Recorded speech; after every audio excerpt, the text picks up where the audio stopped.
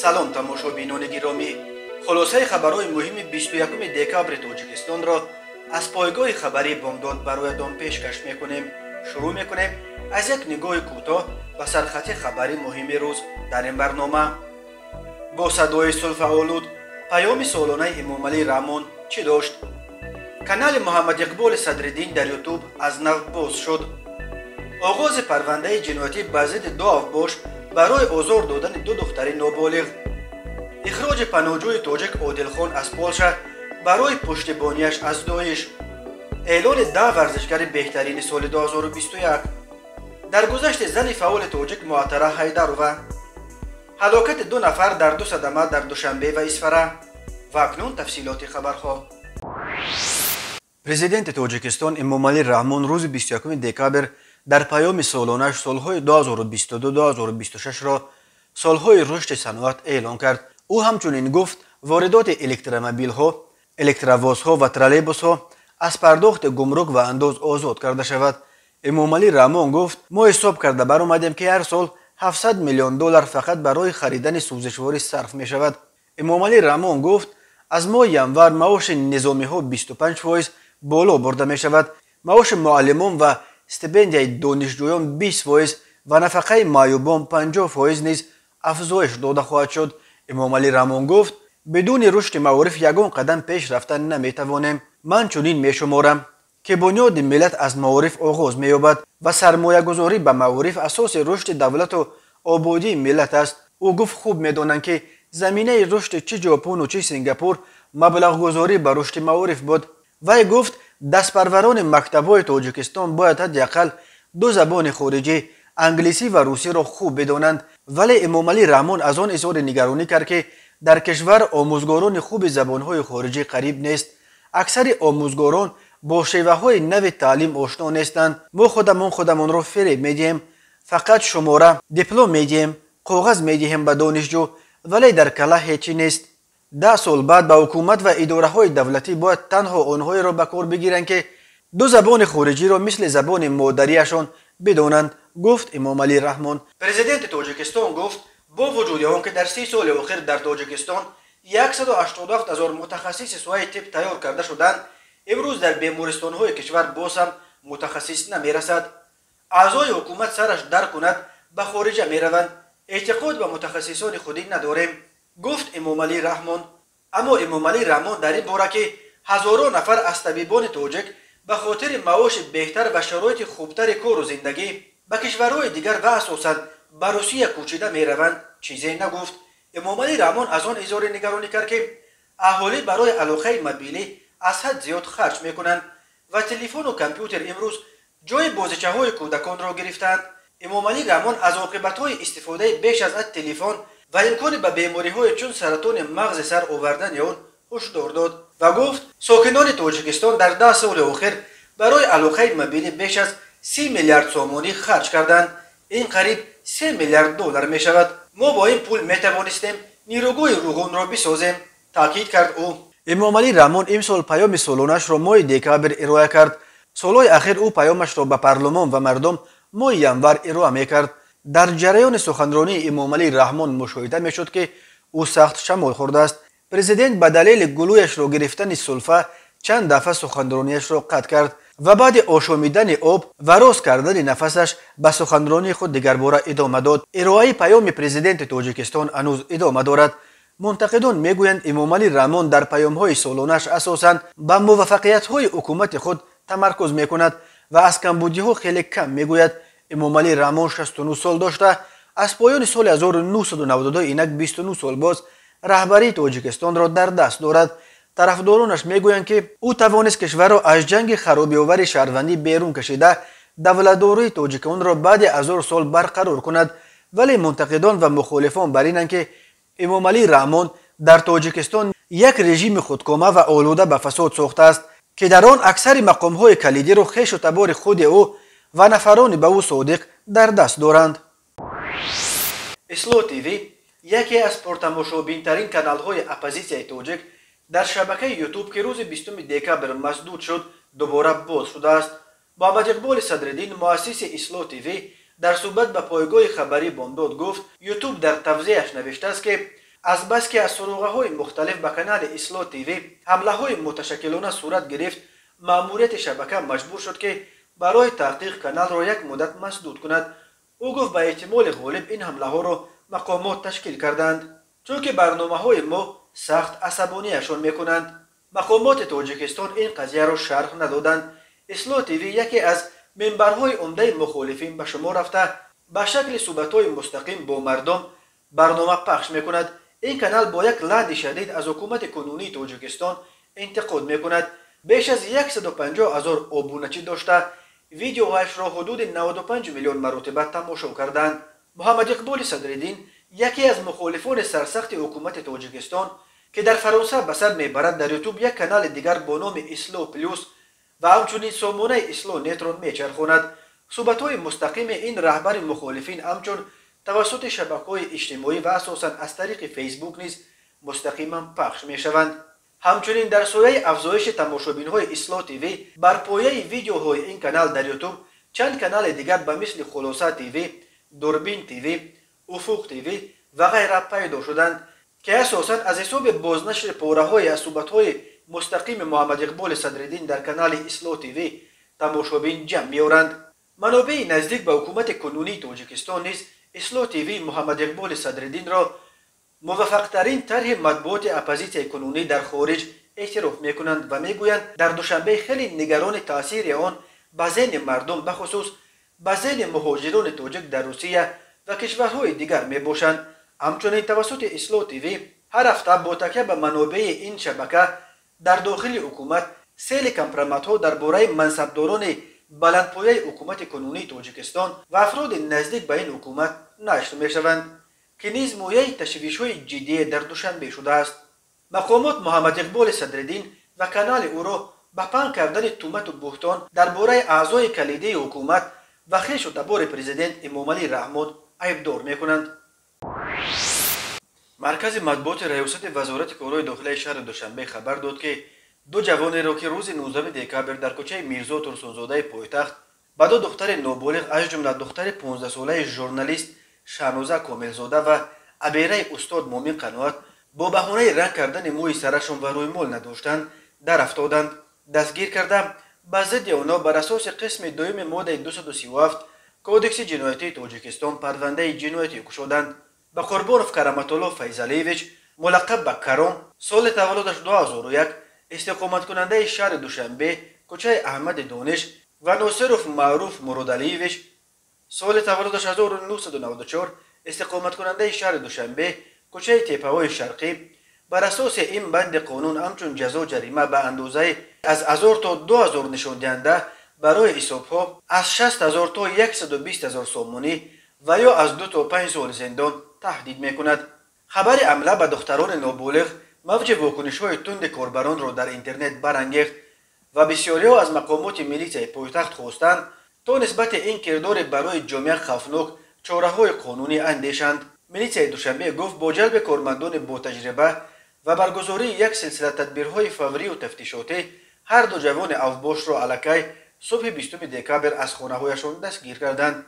ضمن سنجش حادثه معین کرده شد که تخمیناً ساعت‌های 15:40 سانه 19 دکامبر در کوچه میرزا ترسونزاده روبروی مهمانخانه گراند اتل قرار داشتن دو دختر نابالغ جوان پسران دستگیر شده پیدا گردیده. نخست دختران را به سبب رنگ کردن موی سر و نداشتن سطر و رویمال مورد دشنام قرار دادند. سپس بعد آن که دختران با تلفن کردارهای ضد حقوقی جوان پسران را ثبت کردنی میشوند، بازداشت شده و تلفن را شکسته با مقصد اوباشی، یعنی دخالانه و ایران نمودن ترتیبات جمعیتی که در آن به احترامی نسبت به جمعیت ظاهر می‌گردد و با استفاده زورآوری نابالغ دختران را مورد لطکوب و آزار جنسی قرار دادند. گفته می شود در اطلاعیه مرکز مطبوعات ریاست وزارت کارهای داخلی دوشنبه، شانوزه کاملزاده قبلا در صفحه‌اش در فیسبوک به همه مراجعت کرده است که دوستان اگر این نامردا را در هر جای دیدید بر رویشان توف کنید. بنا به نقل شانوزه روز 19 دکامبر ساعت تقریبا 15 در مرکز شهر 3 نفر به دختران نابالغ از جمله به دختر او دست درازی کرده آنها را دشنام و لطکوب کردند. شانوزه کاملزاده آن سه نامرد را حرامزاده نامیده برایشان لعنت خدا فرستاده است و نوشته است حالت روانی دخترها بسیار بد است. چون که ضربه های شدیدی هم روانی و هم جسمانی گرفتند. تماشابینان عزیز، یادآور می‌شویم خلاصه مهمترین اخبار تاجیکستان را از پایگاه خبری بامداد تماشا دارید. برنامه را ادامه می‌دهیم. یک شهروند تاجیکستان با نام عادل خان که ماه اپریل توسط بلاروس وارد پولشا شده بود، از جانب اگنتی امنیت داخلی پولشا از این کشور عضو اتحاد اروپا به دلیل پشتیبانیش از سازمان تروریستی دولت اسلامی اخراج کرده شد. استانیسلاو ژارین، سخنگوی وزارت هماهنگساز فعالیت نهادهای امنیتی پولشا، روز 20 دکامبر در یک نشست خبری گفت مقامات امنیتی پناهجوی تاجیک را همچون تندرو مذهبی مقرر کردند و به خلاصه آمدند که حضور او در کشور به امنیت پولشا تهدید میکند. رادیوی پولشا گفت عادل خان به همین دلیل اخراج کرده شد. استانیسلاو ژارین در صحبتش با ژورنالیستان گفت روز 2 نوامبر شهروند تاجیکستان عادل خان از پولشا اخراج کرده شد. اگنتی امنیت داخلی او را همچون تندرو مذهبی و طرفدار دولت اسلامی به قلم داد. او در بین آن خارجیانی بود که به پولشا توسط بلاروس وارد شدند. او مرز بلاروس با پولشا را ماه اپریل از طریق راه تشکیل کرده مقامات امنیتی بلاروس گذشته است. بعد عبور مرز سردبانان پولشا عادل خان را دستگیر کردند. تا زمان بررسی پروندهش او در بازداشتگاه خدمات مرزبانی پولشا قرار داشته است. عادل خان در پی اخراجش برای 3 سال از حق ورود به پولشا و منطقه شنگن نیز محروم کرده شده است. پولشا مقامات بلاروس را به پیگیرانه فرستادن مهاجران به مرزهای این کشور عضو اتحاد اروپا با مقصد ایجاد بحران مهاجران در اروپا ایبدار میکند. در ورشاو مطمئنند که مینسک میخواهد با ارسال پناهجویان از پولشا برای پشتیبانی بیچون و چرایش از مخالفان رژیم الکساندر لوکاشنکا انتقام بگیرد. معطره حیدرova، یکی از فعالان جامعه شهروندی تاجیکستان، حقوقشناس، محقق مسائل حقوق مسلمانی و آزادی اعتقاد، روز 20 دکامبر بعد بیماری طولانی و وزنین از عالم چشم پوشید. درباره مرگ معطره حیدرova در فیسبوک گلجهان بابا صادقova، حامی حقوق و درگذشت یکی از رهبران اول تاجیکستان خبر داد. متاسفانه معطره سیدمرادوونا حیدرova، خویش نزدیک من، روز 20 دکامبر بعد بیماری طولانی وزنین ترک این دنیا کرد. او یکی از نمایندگان فعال جامعه شهروندی بود و چقدر نیرو و قدرت خود را برای تعلیم کارمندان سازمانهای غیر دولتی صرف کرد. حقوقدان ورزیده، دختر، مادر و بیبی بهترین بود. از مرگ مادرش هنوز 40 روز نگذشته بود. نوشته از گلجهان بابا صادقova.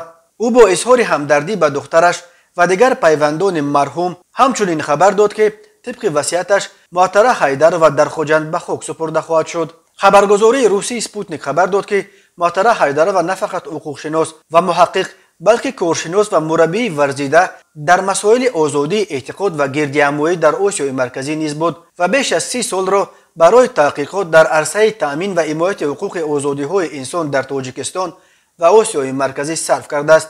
معطره حیدرova مؤلف بیش از 50 مقاله و اثر، پیرامون تاریخ حقوق مسلمانی، آزادی اعتقاد و آزادی گردهمایی می باشد. انجمن ژورنالیستان رشته ورزش تاجیکستان 10 ورزشکار بهترین سال را معین کرد. به اطلاع رئیس این انجمن نظرالله لطیپوف، بر اساس نتیجه گیری نظرخواهی خبرنگاران ورزشی به 10 گانه بهترین سال نمایندگان 5 نمود گشتین جودو و بوکس، گشتین سامبو، گشتین آزاد و تکواندو داخل شدند. تیمور رحیموف در نمودهای المپی، اکمالالدین کریموف در نمودهای غیر المپی ورزشگران بهترین سال دانسته شدند.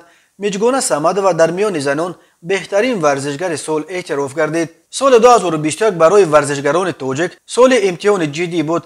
10 ورزشگر تاجیک در المپیاد توکیو شرکت کردند ولی متاسفانه آنها نتوانستند مدال به دست بیارند.